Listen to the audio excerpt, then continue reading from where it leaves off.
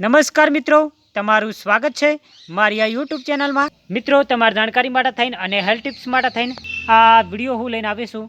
હું છું તમારો પ્યારો મિત્ર મોજીલો દેશી ગોમરાનો સુરો। આજના વિષયના અંદર હું તમને એક અદ્ભુત અને એક દિવ્ય એક વનસ્પતિ વિશે પરિચિત કરાવવાનો છું। ખાસ કરીને જે તે મારા વિશે નજારા જોઈ શકો છો, આ વનસ્પતિનું હરેક અંગ દવા છે એટલું યાદ રાખજો। કારણ કે જે લોકોએ આ વનસ્પતિનો ઉપયોગ કરેલો છે અને એ વ્યક્તિએ જો ડૉક્ટરના વાત કીધી છે, ડૉક્ટર પણ હેરાન છે અને વૈજ્ઞાનિકોને કીધું છે પણ વૈજ્ઞાનિકો પણ હેરાન થઈ ગયેલા છે। કહેવાનો મતલબ એવો છે કે આ વનસ્પતિનું હરેક અંગ છે સોના કરતી વધારે કિંમતી છે અને આ વનસ્પતિનું નામ છે સદાબહાર।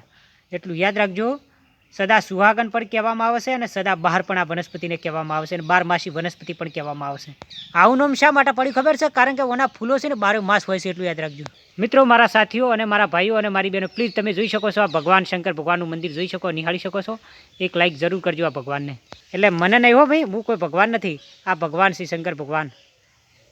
જો તમે વહેલી સવારે ઉઠીને ઓના 5 પત્તા જો તમે ચબાઈ ચબાઈને ખાઈ જશો ને, એટલે કે આ 12 વનસ્પતિના 5 પત્તા જો તમે ચબાઈ ચબાઈને ખાઈ જશો ને, તો ઓનો 5 ફૂલ તોડીને તમે જો ચબાઈ ચબાઈને ખાઈ જશો ને ધોઈને, તો તમને જો ચહેરાની લગતી બીમારી રહેતી હોય, જો તમે તમારા ચહેરાને નિખારવા માગતા હોય, તમે જો બહુ રૂપાળા થવા માગતા હોય, એટલે કે ભદા જેવા થવા માગતા હોય, તો તમારી ત્વચાની અંદર નિખાર આવશે એટલું યાદ। ફક્ત 5 પત્તાનું સેવન કરવાનું, ધોઈને કો તો એના ફૂલોને ધોઈને સેવન કરવાનું છે તમારે વહેલી સવારે ઉઠીને નૈણા કોઠી। કો તો જો તમને કેન્સરની લગતી બીમારી રહેતી, એટલે કે તમારા શરીરના અંદર શરૂઆતના કેન્સરનું ટેજ હોય, કાંટાઓ થોડા ઘણા કોષો કેન્સરના હોય, તો તમારે કોઈ ચિંતા કરવાની કોઈ જરૂરી નથી। ઓને 50 ગ્રામ પત્તા લાવીને ઓને વાટીને ઓનો રસ બનાવીને પીવાનો છે એટલું યાદ રાખજો। કો તો ઓનો ફૂલોનો રસ બનાવીને તમારે પીવાનો છે, તે મને યાદ કરશો, કારણ કે તમારા શરીરના અંદર એ કેન્સર કોષો છે શું મંતર થઈ જશે। ખાસ કરીને આ 12 વનસ્પતિ છે ને કેન્સરને પણ ગાયબ કરે છે। માની લો કે તમારા શરીરના અંદર જો ડાયાબિટીસ હોય અને સુગર લેવાનું પ્રમાણ વધી જતું, ગ્લુકોઝ લેવાનું પ્રમાણ વધી જતું હોય અને હાઈ બીપી રહેતી છે, તો એને મટાડ્યું હોય તો એના માટે થઈને ઓનો ફૂલોનો રસ ઉપયોગી છે। 50 ગ્રામ જેટલા ફૂલ લાવીને એનો રસ બનાવીને જો તમે પીશો ને, તો તમે મને યાદ કરશો, તમારા શરીરના અંદર ડાયાબિટીસનું નામો નિશાન મીટી જશે। ફક્ત 2.5 મહિના સુધી ઓનો રસ બનાવીને પીજો, તમે યાદ કરશો મને। હાઈ બીપી રહેતી છે ને, ઊંચી રહેતી છે ને, એ પણ નીચે આવી જશે, પ્લસ શરીરના અંદર સુગર લેવાનું પ્રમાણ પણ ઘટી જશે। જો તમને કોઈક મધમાખી કરડી હોય અને એનું ઝેર સડ્યું હોય, હોજો સડ્યો હોય, તો તમે ઓના પત્તા વાટીને જે જગ્યાએ મધમાખી કરડી ડંખ દીધે એ જગ્યાએ લગાવશો તો એનો ઝેરનો પ્રભાવ ઓછો થઈ જાય ને પેલો જે તમને હોજો રહેતો હશે ને એ હોજો પણ શુમંતર થઈ જશે। આ જડીબુટી વનસ્પતિ છે ને ચર્મરોગની લગતી બીમારીઓને પણ મટાડશે।